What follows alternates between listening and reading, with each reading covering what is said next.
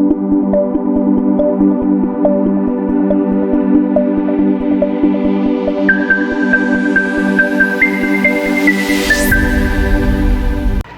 student, my name is Akansha Sharma and today we are again here to discuss about the second practical in human anatomy and physiology, that is to study digestive system in detail.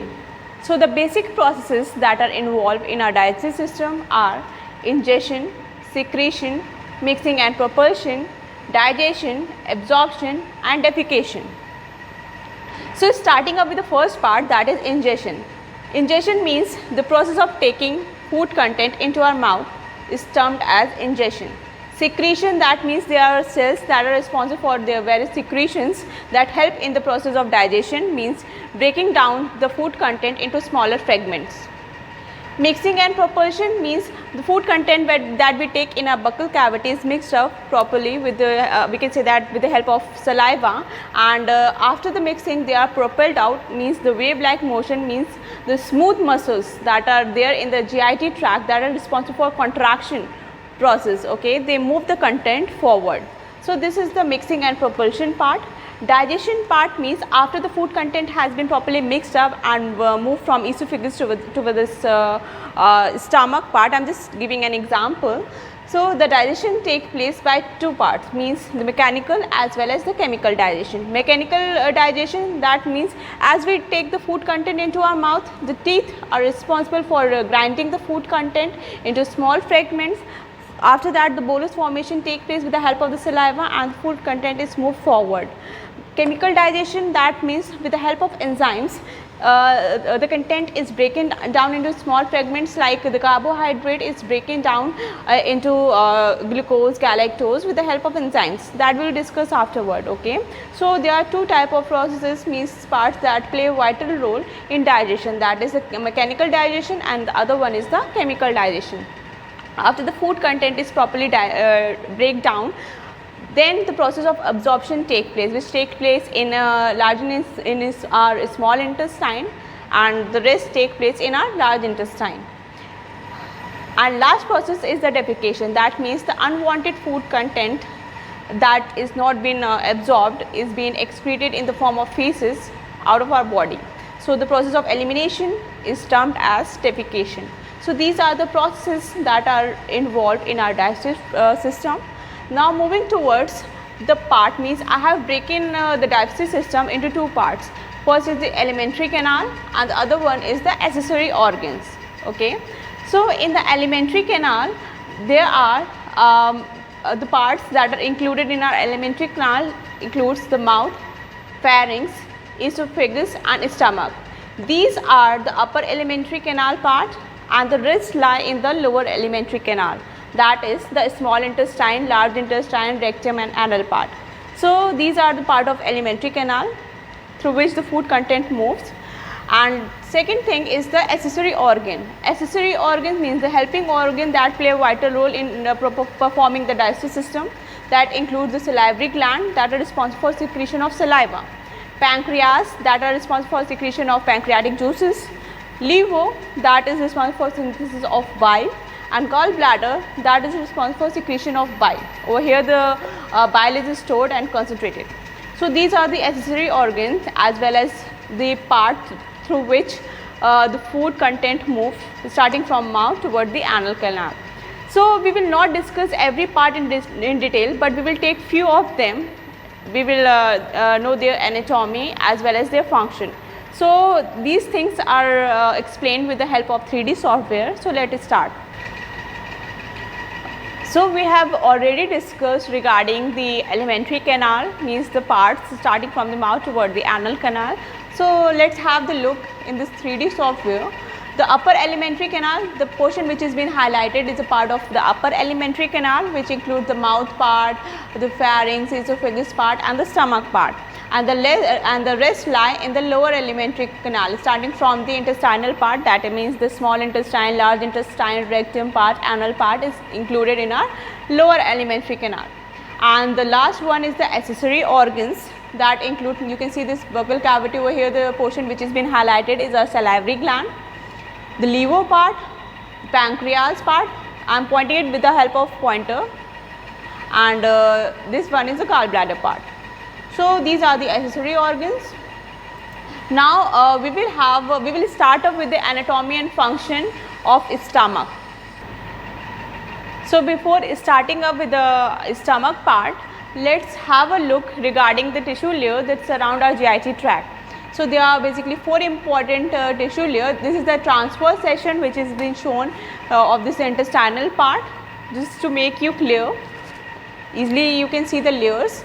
There are 4 layers starting from the outer part, that is outer layer, that is known as the serosa layer. The another layer after the serosa is the muscularis layer. It is of 2 layers, longitudinal and circular layer. Then the submucosal layer, and lastly the inner part, the inner layer that lie near to the lumen part. This is the lumen part, is the mucosa layer. So basically the function is the protection. Along with that, they help in the movement of content, means propulsion of content forward. So these are the function of the tissue layers. So now starting up with the stomach part. So just now I have told you that we will have the discussion regarding the few organs that playing the role in digestive system. So I am starting up with the stomach part. So stomach, let's have the look after the location. Stomach, they are the J-shaped organ that are lie in the epigastric left hypochondriac region. When you will look after their anatomical structure, you will find that stomach is divided into 4 regions. The upper region is the cardiac region, that is starting after the esophagus, this one, and beneath that is the fundus region. It is also known as cardia and cardiac. Okay. The middle region is the body region, and the last region is the pyloric region. So these are the 4 regions of the stomach. When we talk about this pyloric region is further subdivided into 2 regions. The region that lie near to the body part is known as pyloric antrum, and the region of pyloric which lie near to the jejunum part, means first part of the small intestine, is termed as pyloric canal. So these are the subdivision of pyloric region.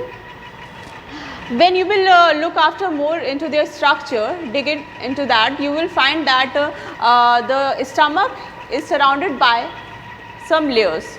We have already discussed about the layers, but in case of muscularis layer, you find one addition point, that apart from their having longitudinal and circular layer, they also have oblique layer. Okay, and over here you can see that folding like structures, you can easily see them. It is just, you will see these structures, these are known as rug. Okay.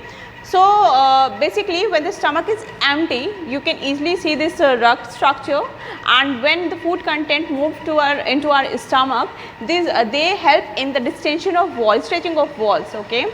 So they increases the surface area, so you can't even see these structures, means rug you can't be seen over there when the stomach is when the food content is present in the stomach.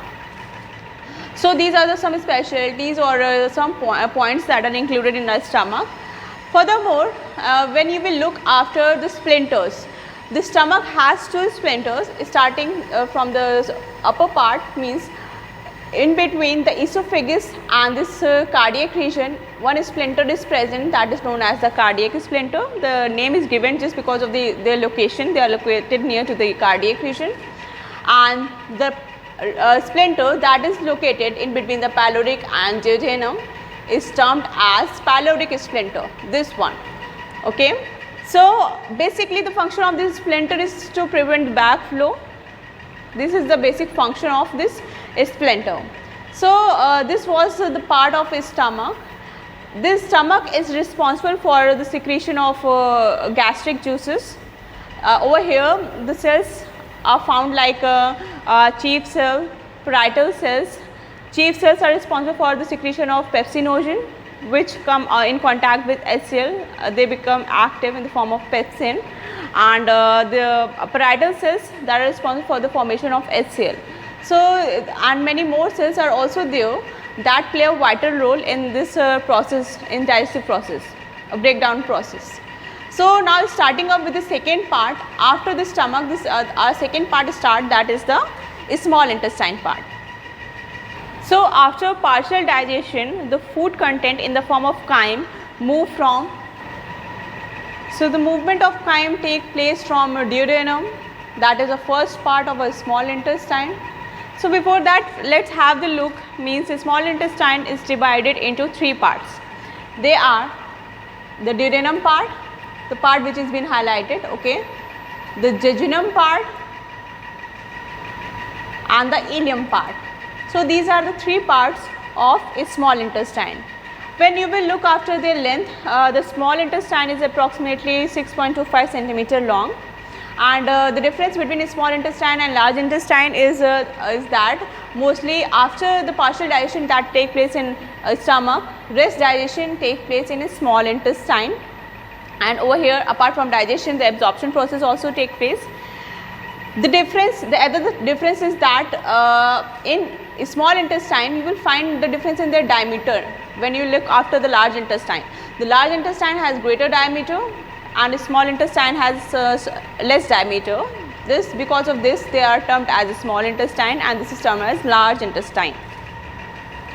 So just I was telling you, when the chyme move from this from this stomach towards this duodenum part of small intestine, over here basically intestinal juices secretion take place, which consists of digestive enzymes of carbohydrate, protein and many more. And along with that I will just show you after this that over here the pancreatic juice as well as bile content move from their duct towards this jejunum through the splinter, that is known as splinter of Oddi or hepatopancreatic splinter.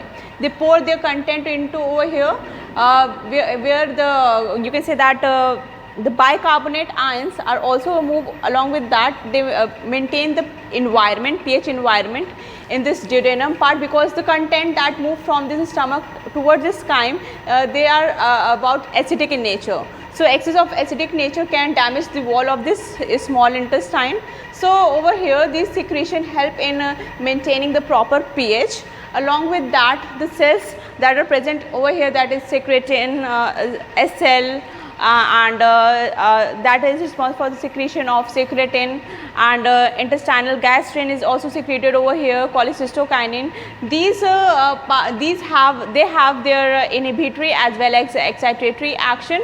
Means when we talk about the secretin and creatinine, cholecystokinin, they are responsible for the inhibitory action. Means they act over the parietal and chief cell and they act on the receptor and they inhibit the action. Means they inhibit the formation of HCl. Along with that, from chief cell they inhibit the formation of pepsinogen. So the content of HCl will decrease, means decline, where the level will decline. So that amount of HCl will not be able to form the active form of pepsinogen, that is pepsin. So these are the few of the functions that are performed by the cells when they get activated. So, and apart from that, when undigested fat is present over here, the bile content just move it from the gallbladder towards this duodenum part and they emulsify the fat content, and proper digestion as well as absorption process take over here. So basically these are the small intestine is a part which is responsible for the digestion. When we talk about the absorption part, the carbohydrate, fats and protein absorption process take over here. Now when we talk about the physiology of a small intestine, they perform two type of movement. First is the mixing contraction and other one is the propulsive contraction. This process lie in the mechanical digestion and the other digestion is the chemical digestion. Just now I have told you the chemical digestion, the enzymes which act on them and they are responsible for the digestion and absorptive process. So when we talk about the first part, that is the mechanical digestion. This is the first physiological part of small intestine. Over here in mechanical digestion, first is the mixing contraction. Mixing contraction, that means in the form of segments the food content move forward and backward, because of which the proper mixing of this chyme content take place and then the content is being absorbed up. The other is propulsive movement. Propulsive movement means the food content that is means the chyme that is present in one segment, they move forward, means the contraction of that smooth muscles take place and the movement take place, means the chyme move forward towards the another part of the small intestine. So this way the movement take place, means the mixing contraction process take place, that is also termed as segmentation, and the other one is the propulsive movement. They lie under the mechanical process. And the chemical digestion process, just now I have told you, the gastric juices, intestinal juices, the pancreatic juices, the bile content, they just pour over here and they just responsible for the digestion of these carbohydrate, protein and lipid contents. So this was a part of the small intestine. So basically the another part that start off from the small intestine is the large intestine. The point where the small intestine, that is the ileum part, ends and our first part of large intestine start, that is the cecum. Okay, it has been guarded by a splinter. It has been guarded by a splinter that is known as ileocecal splinter. Ileocecal, the word ileocecal comes from ileo means ileum and cecal means cecum part. So this is a splinter that that is responsible for the moving the content or pouring the content from this ileum toward this first part of large intestine. So now we will have a look regarding the large intestine. So as I was telling you about this splinter that is present between the last part of the small intestine, that is ileum, and the first part of a large intestine, that is cecum. Okay, it has been guarded by a splinter that is known as ileocecal splinter or ileocecal web, we also call it this. So the content, as you can see, this is being poured up over here in the first part of large intestine. So when we talk about the large intestinal part, you will find these bulgy structures. These are known as haustra. Okay, and basically the parts that are included in our large intestine include the first part, that is known as cecum. The other part, starting from here to here, it is known as colon. The colon are further subdivided into regions. The first region, this is known as the ascending colon, this is known as the transverse colon, this is known as the descending colon, and the last one is known as the sigmoid colon. Last part is the rectum part and the anus part. So in this large intestine, basically the absorption of water take place, vitamins take place, and various kind of drugs and alcohol take place. Okay, so over here we will find that the colony of bacteria, the bacteria is responsible for the digestion process, and they secrete vitamin which is further being absorbed up by this intestinal part. Okay, and over here you can see that the absorption of water is taking place, and the rest part which is being undigested is being formed in the form of a stool, is being secreted out from rectum to anus through the process which is called as defecation. So these are the part of our large intestine. Okay, so starting up with the accessory organs, let's have a look regarding the relationship of this liver, gallbladder and pancreas. Okay, so because just now I have told you that their content moves towards this duodenum, which is the first part of our small intestine. So basically starting up from liver that is responsible for the synthesis of bile, and the gallbladder over here, the bile is being stored and concentrated. So the common hepatic pathway and through cystic pathway, the bile moves to the common bile duct. Okay, you can see, you can look after this duct structure which is being shown over here. Okay, through this common bile duct, the bile content move from here towards this duodenum part. Okay, and over here this is the pancreas containing tail, head and body part. You will find over here that this is the pancreatic duct. Okay, which is carrying the pancreatic juices. As we know that the pancreas are termed as both endo and exocrine gland because they contain very cluster of cells that are known as acini cells that are responsible for the secretion of pancreatic juices, and these juices further enter into this duct that is known as the pancreatic duct. Apart from that, they are also known as endocrine because over here the cluster of cells are present, that is known as islets of Langerhans. Over here beta cell, delta cell, alpha cells are present over here, that is responsible for the secretion of insulin, glycogen. Okay. So basically just now we are talking about the secretion, the basic function, their action toward the digestive system. So we will not concentrate toward this endocrine part. We will only talk about the exocrine part, their action toward the exocrine part. So the content, the bile juices move into this duct, that is known as pancreatic duct, and further the pancreatic juice that are moving from this pancreatic duct, this pancreatic duct and this common bile duct, they fuse together and form a bulgy structure that is known as hepatopancreatic ampulla. And this content means over here bile and pancreatic juice both are present, and this content move towards this duodenum part, which is the first part of our small intestine, and it is being guarded by a splinter that is known as hepatopancreatic splinter. So all the content move over here, and they are further responsible for the digestion, absorptive function, because when we talk about the function of the bile, they are responsible for the digestive function, absorptive function, antiseptic function, and the prevention of gallbladder stone.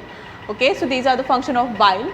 And pancreatic, when we talk about the pancreatic juice, they are responsible for the digestion of protein, carbohydrates and fats.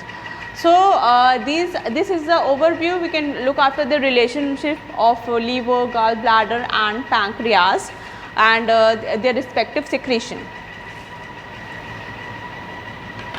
So now moving towards the last part in our digestive system, that is the salivary gland. So you can see the portion that I have highlighted over here. This is the salivary gland that is present in our buccal cavity. Salivary gland are responsible for the secretion of saliva. There are three types of salivary gland. Firstly, just a second, this one is known as the parotid gland. This is the largest salivary gland. The other one, this is the mandibular part. Over here beneath this are the other two glands are present. I am just hiding this structure to show you the rest of the gland. Firstly, when we talk about this parotid gland, first I have told you that it is the largest salivary gland, and they pour their secretion into the parotid duct. Second salivary gland is the submandibular gland. Over here I have just hidden the structure of this mandible to show you that the structure lies just near to the mandibular bone, okay, and mandibular jaw. And the last part or last gland of salivary is sublingual gland. It is the smallest salivary gland. These glands pour their secretion into their respective duct. Basically, when we talk about their function, the function of the salivary gland is to lubricate our mouth. They are also responsible for their function towards the taste, and apart from lubricating taste, they are also responsible for cleaning our mouth, and along with that, the most important function they perform is in the digestive process of carbohydrate and fats, because over here the glands are responsible for the secretion of salivary amylase and lingual lipase, which help in the digestion of carbohydrate and fats. So these are the few locations. I want to show you the location of this salivary gland, where they are located. So this was the last part in our accessory organ that I have just now discussed in this digestive system. Now summing up everything, let's talk about the secretions that are performed and their active function. Firstly, just now we have talked about the salivary gland that are responsible for the secretion of saliva. Okay, so over here the enzyme I have just told you, the salivary amylase and lingual lipase help in the digestion of carbohydrate and fats. So saliva is being secreted from the salivary gland. Next part I want to show you is the gastric juices that are secreted by a gastric gland, in our stomach, present in our stomach.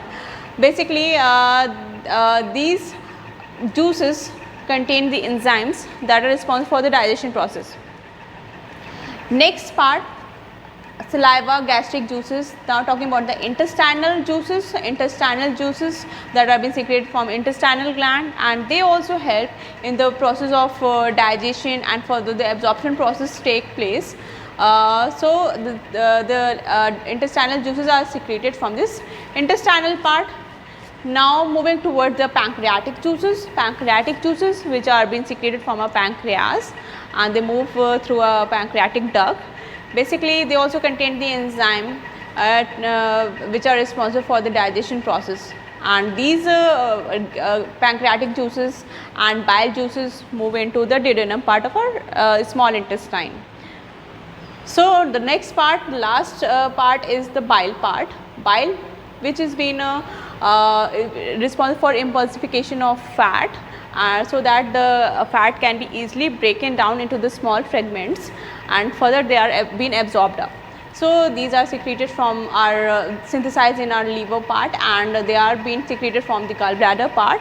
So these are the certain secretions that help in our digestive process. So this was all about the digestive system. We have studied the basic processes that were involved in our digestion. The parts means including from the alimentary canal, and the last part is the accessory organs that playing their vital role, and they are responsible for the further secretions which are been highlighted over here.